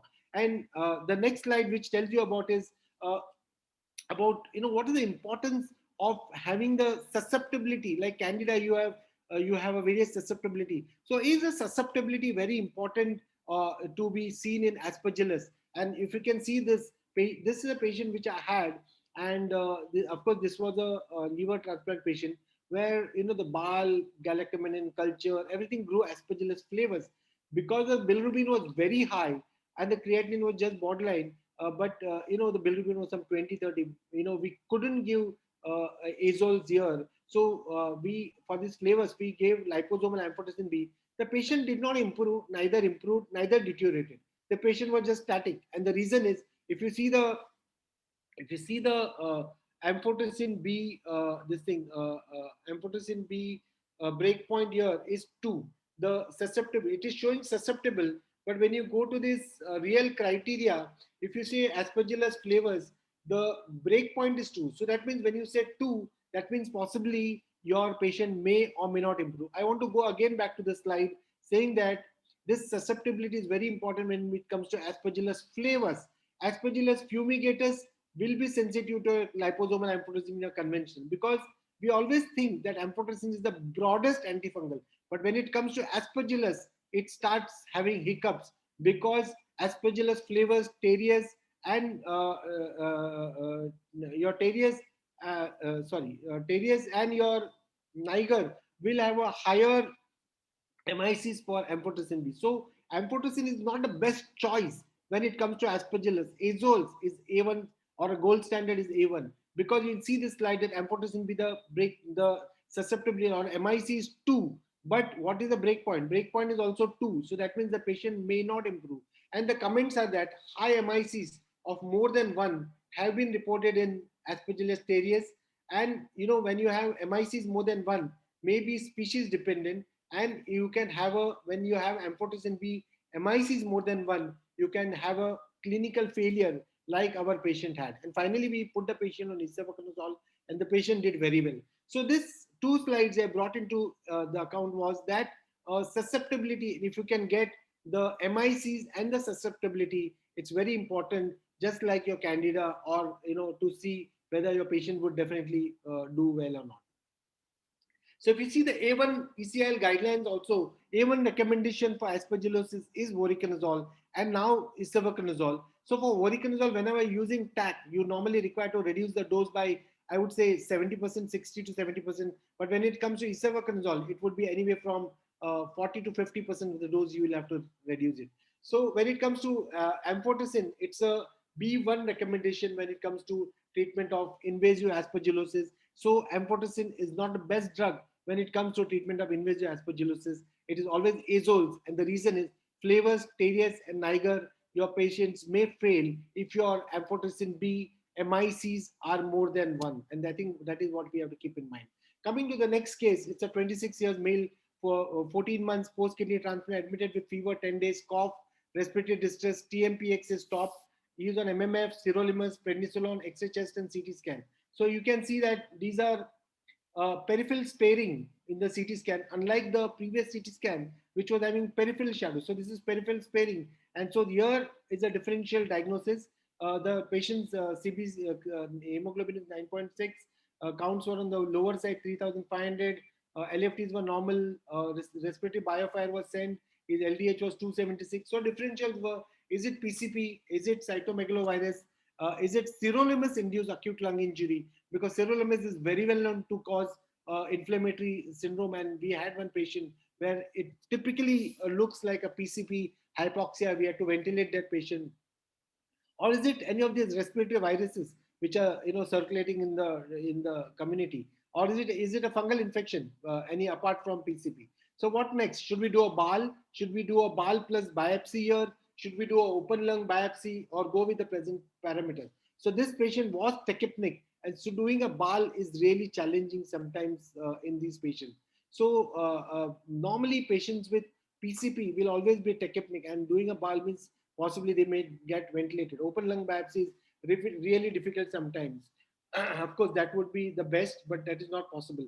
So if you're doing a BAL, there is a test which is available for PCP, and that is called as PCR PCP, and it is also available in many of the labs. I'm lucky to have it in my hospital, but I think if you have it, you can send it to your tertiary care centers or tertiary lab centers, where you can get a PCR for PCP, which is another very, very important fungal biomarker, which will help you to diagnose PCP. So this patient's sputum was negative for PCP. CMV viral load was 3768, not very impressive, but there is no correlation of serum viral load with a CMV pneumonitis, what we see. So CMV viral load was biofire was biofire, the respiratory for viruses was negative. The PCP sputum, which is a very poor test to do, PCP sputum was negative. LDH was borderline high, but not a very specific or sensitive test. So any other test which will help you to diagnose PCP in this radiological setting of a diffuse GGO, and you'll see that The beta D glucan of this patient was more than 523. So there are two tests which will help you to diagnose this PCP. One is beta D glucan. If your beta D glucan is negative here, it helps you to rule out PCP. If it is sky high, as I said, normally PCP, you'll always get a very high value of beta D glucan. Another test is to do a BAL. If you're doing a BAL, you can do, of course, you can do a PCP stains, or immunofluorescence stain. But another test, which, because those are subjective sometimes, but PCR PCP is a very objective test which can help you to diagnose PCP. So 1,3 beta D glucan, I think I already spoken about that, has got a much greater negative predictivity value than positive predictivity. I think GGO post-transplant on TM, not on TMP prophylaxis, 1,3 beta D glucan is a very useful test for high suspicion, has a high negative predictivity value, which will rule out PCP for sure in this GGO.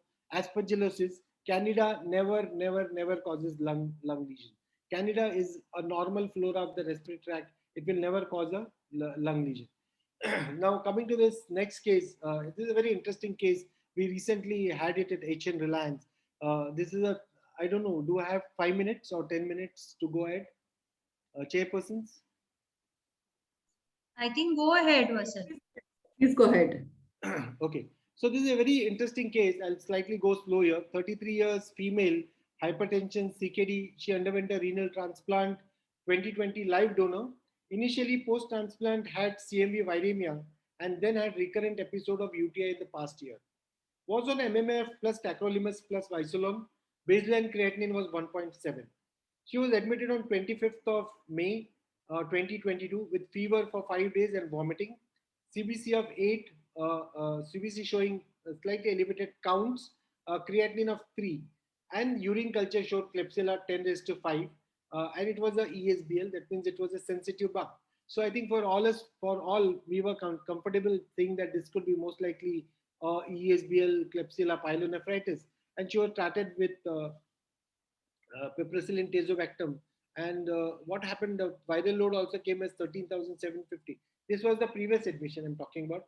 Given valganciclovir 450 milligram OD because of the creatinine and discharged on 35/22. So we were not into the picture this time. On discharge, the creatinine was 2.65. Readmitted on 14 June, fever for 5 days, sharp inspiratory right-sided chest pain and breathlessness, requiring 3 liters of O2 to maintain saturations. Hemoglobin was 6. She had leukopenia. Creatinine was 3.92. So the neutrophil count, I think, was some 700 only. Absolute neutrophil count, what I'm talking about. The CRP was 120. She had tachycardia and chest. She had a decreased air entry on the right side of the chest and mild tenderness on the transplant kidney side. So this was the X-ray where she showed that right basal. And I think I'll try to play this video where you can see this.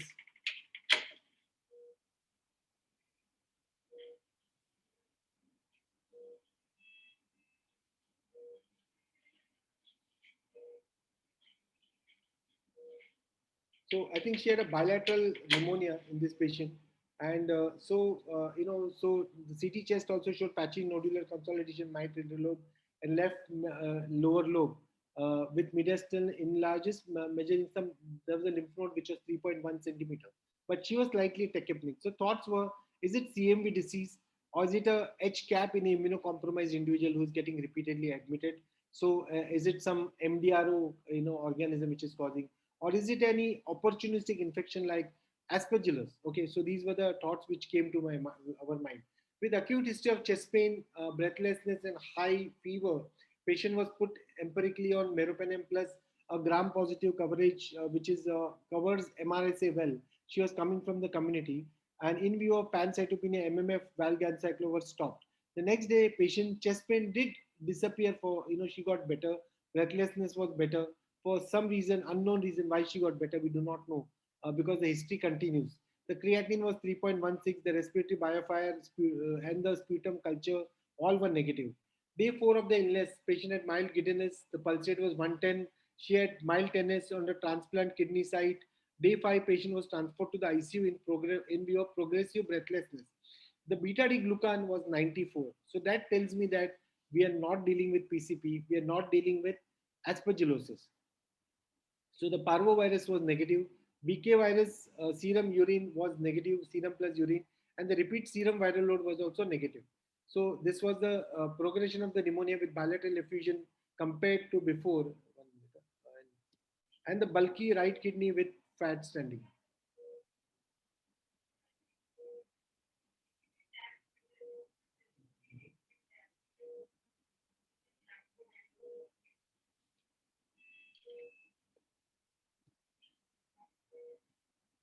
So what happened was finally the blood culture came as growing east.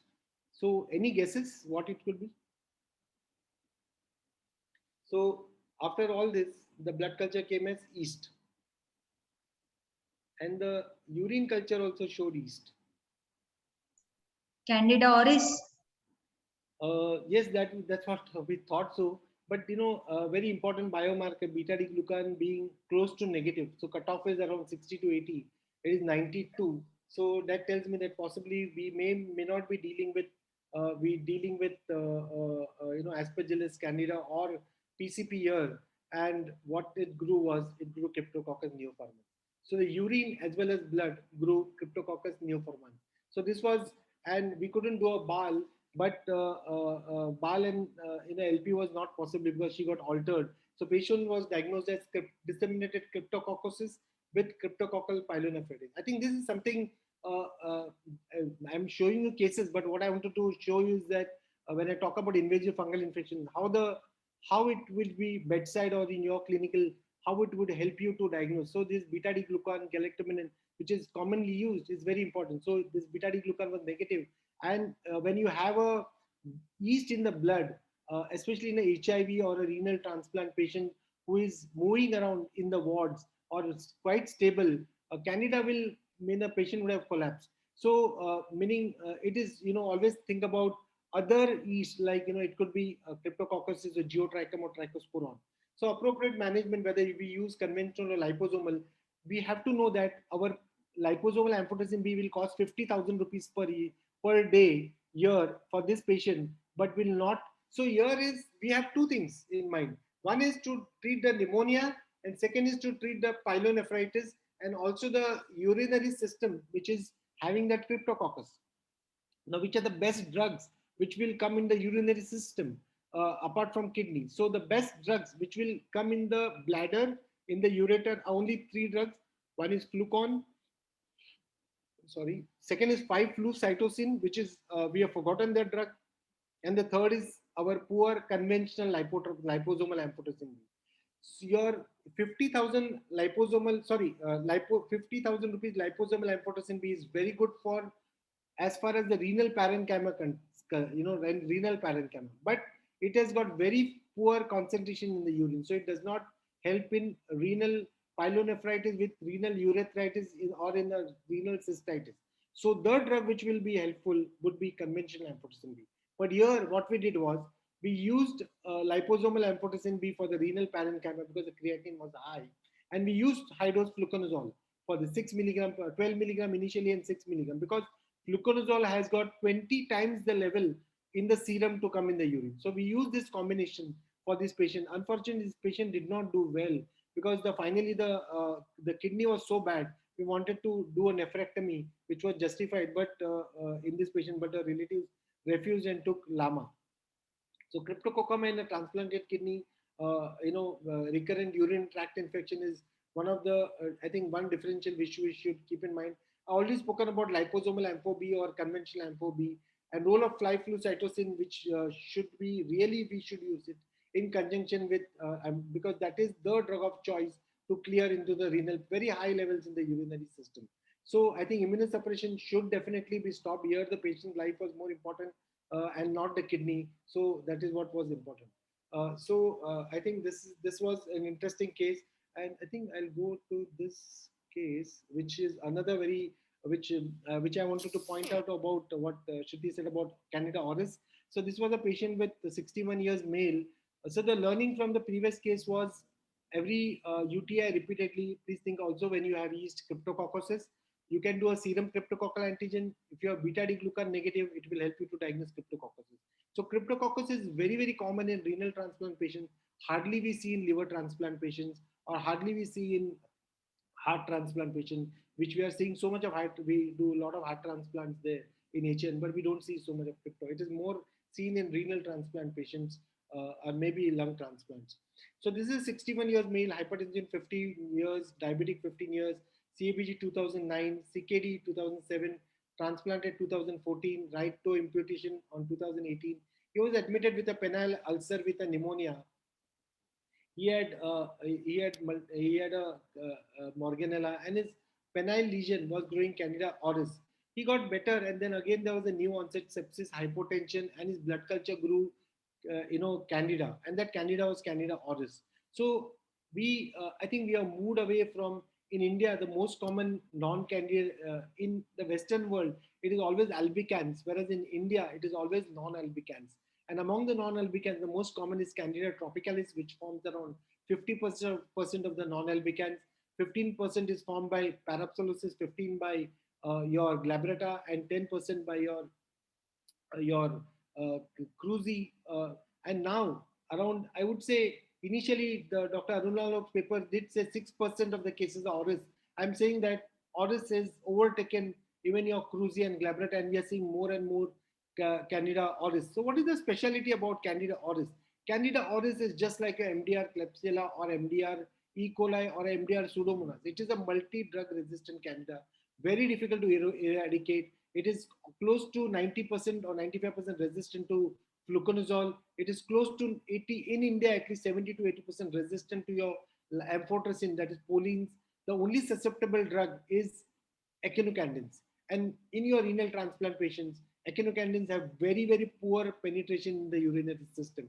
And the only echinocandin which has fairly around 4% penetration in the urinary system, or what you see levels, is micafungin. So sometimes you can use 100 to 150 milligram of micafungin as a treatment for Candida auris, because Candida auris is a notorious with a very, very high mortality having among, because it's really difficult. It is not only difficult to treat, but difficult to eradicate, because the infection control practices for Candida auris is same like your C. diff. It gets stuck to your railings, bed sheets, your doors, your monitors. You name anything inside the room, it gets colonized with Candida auris. So it's very important. Candida auris means you have to wear strict contact precautions with a gowning and gloving is very, very important in all your renal transplant patients, whether they're colonized or whether they are infected. Candida auris has to be treated as an emergency, otherwise it spreads like a fire in the other patients in the ICU. So I think I'll skip this case. This was a very interesting case which I've seen in Apollo. This is one case which again I want to say, 23 years, post-kidney transplant, fever, cough, no weight loss. And you'll see multiple nodules in the lung, post-kidney transplant, just 1 month. And, bile galactomannan was 2.32. Cultures were negative. AFB stains, cultures were negative. TB gene export was negative. So is this a probable aspergillosis? Host, radiology, and a biomarker? How good it is. Sometimes this patient was put on voriconazole, but patient was not doing well. The fever continued, the cough continued.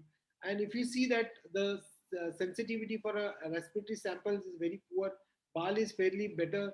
In one of the journals of clinical in oncology, which said that BAL galactomannan more than 3 is 100% specific. So I think in my clinical practice, I use a BAL galactomannan of more than 3.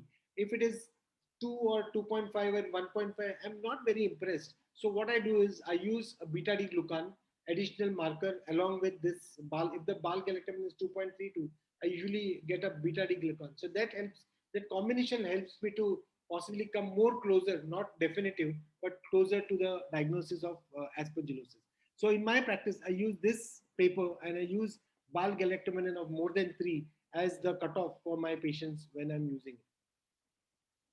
So BAL or a biopsy. So BAL we already did. So we finally, the patient was not improving, and we decided to go ahead with a CT guided biopsy. And what did the CT guided biopsy show? Granulomatous disease positive for mycobacterial tuberculosis. So that means follow-up scan after 2 months of AKT is that. So lesson learned is don't completely rely on biomarkers and serology.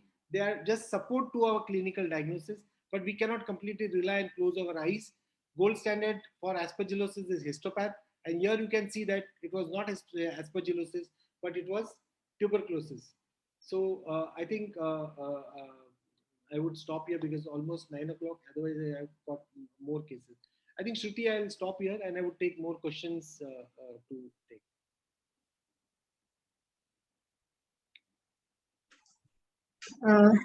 Thank you very much, Dr. Vasanth, for that exhaustive presentation. One slide I want to show. This was the case of mucor. I just want to show one slide, if you don't mind.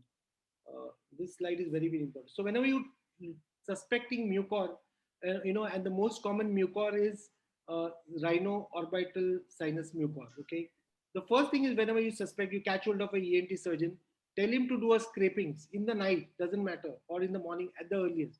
And the fastest test for mucor is to get a calcoflower stain. Calcoflower stain is the fastest one to diagnose at least suspect mucor. So the most important is catch hold of a surgeon to get you the scraping. Second is start the treatment as early as possible. Third, so there are 4 principles, I would say 5 principles when you're treating mucor. One is catch hold of the diagnosis is very important. Start antifungal therapy, very, very important. Catch hold of the surgeon. If it's proven mucor, you have to debulk, that is surgically operate. Improvement in the immunosuppressions, which is very, very important. And so these are 4 important principles. One is early diagnosis, early treatment, early surgery, improvement in the metabolic factors. And 5th is that most important, which I think Shruti and all of us have learned during the COVID times, is it cannot be 1 person or 2 person. It has to be a team of 5 or 6 people. That is one ID physician, one nephrologist, one ENT surgeon, one physician who looks after the metabolic parameters, and one radiology department. So it's a teamwork when you're treating a mucormycosis. Single-handedly, when you treat, you'll always land up with failures. Thanks for your kind attention. Thank you, sir. I would now like to invite the chairpersons for further discussion. I think that was a wonderful talk, a very good discussion with all the aspects of fungal infections which we deal with in our clinical practice, and all the cases which have highlighted how we should analyze these cases. I'm sure the students have also enjoyed a lot. So let me throw the floor open to questions from the attendees, and then we can take this ahead. Dr. Sunita, anything? Very, very good talk. Thank you, Vasanth. And yeah, any questions from anybody? Currently, there are no questions in the chat box. So, the chairpersons have anything to add on? Then we will. I think it is very correct for Dr. Nagwakar to say that, we have to work as a team, because, everyone will put forth their facet and the jigsaw puzzle has to be set across. So for the students and for everyone who's attending, when we are dealing with transplant patients, immunosuppression, immune stratification, we want to see that we do not cause rejection to the patient. Because see, treating an infection is as important as protecting the kidney against infection. So we have to always balance these factors, is what I would like to stress. All the antifungals which are being suggested also have to be adjusted based on your immunosuppression. Tacrolimus levels especially have to be monitored, very important. So I think we all have to scientifically analyze every infection which we come across, whether it is a CMV, whether it's a viral infection, a malignancy, or a bacterial infection in a transplant patient, because these are all exotic stuff which can literally kill our patient. Like we saw in all the cases today, there was a very dismal outcome in most of the patients which we saw.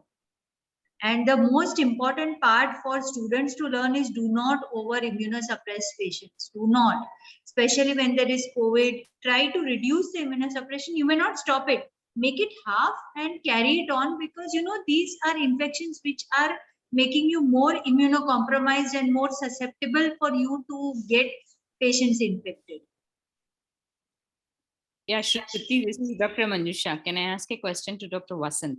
Yes, yeah, sure. We have been seeing pneumocystis carini, but we have also heard of pneumocystis girovici, whatever it is called. Is it common in Indian scenario? How does it differ? What is the difference in outcome between PJP and PCP, sir?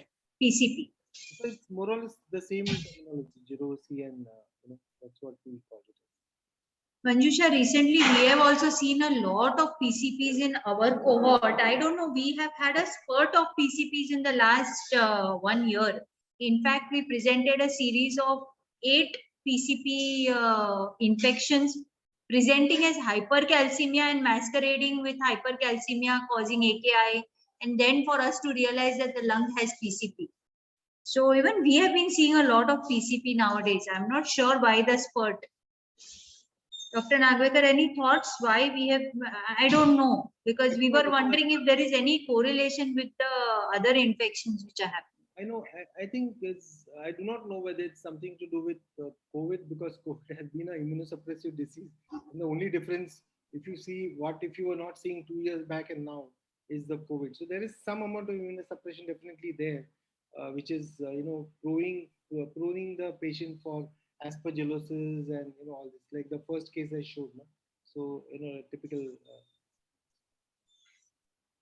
Dr. Vasanth, one question from me again. What is the best and cost-effective test that you will suggest for a suspected Aspergillosis? Of course, you have spoken so much about that, but in a constrained situation where all the lab facilities are not available, the suspicion remains high.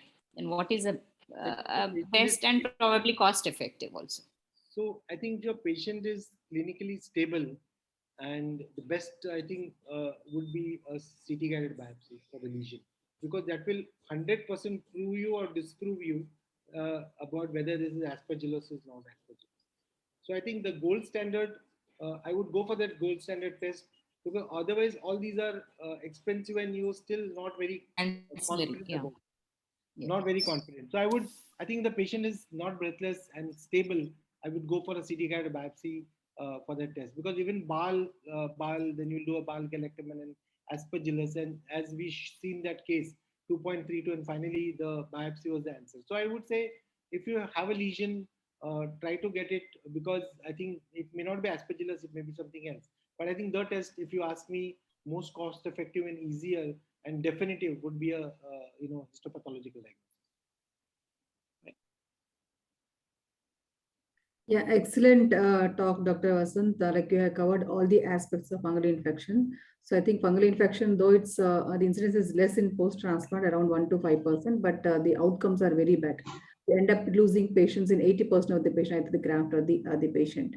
So, and I think most important aspect is, high index of suspicious, the early diagnosis, and then appropriate management of with antifungals, and surgical debridement wherever it's possible, go for surgical debridement, and appropriate management of the immunosuppressive medications.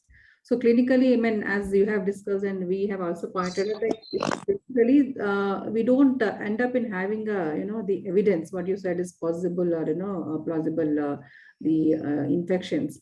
So when do we start these antifungal as an empirical therapy? And we have tried antibacterial. Sometimes we end up giving a cocktail like antibacterial, the tuberculosis treatment, and then antifungals also.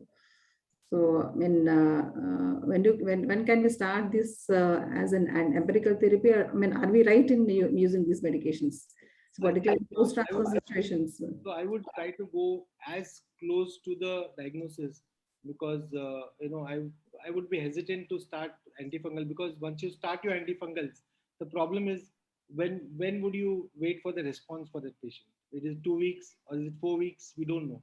So I would say, Swarnalata, I would be comfortable in trying to diagnose it as much as possible. I would spend some money in that rather than trying empirical and then patient deteriorating and then losing. So I would be more comfortable in, and I think Sunita will believe that from ID point of view, we always diagnosis is very, very important for us.